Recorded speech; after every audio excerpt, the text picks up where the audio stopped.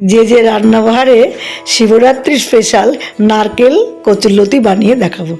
এই জন্যে নারকেল কুড়ে নিয়েছি, কিছুটা লতিগুলোকে ছাড়িয়ে নিয়ে একটু ভাপিয়ে রেখেছি, একটু রসুন আর এক কাঁচা লঙ্কা বেটেছি, আর একটু স্লাইস করে পেঁয়াজ কেটে নিয়েছি, আর কয়েকটা কাঁচা লঙ্কা চিড়ে দিয়েছি। এবার ফ্রাই প্যান গরম করে তাতে দেবো সর্ষের তেল আর একটু শুকনো লঙ্কা, কালো জিরে ফোড়ন।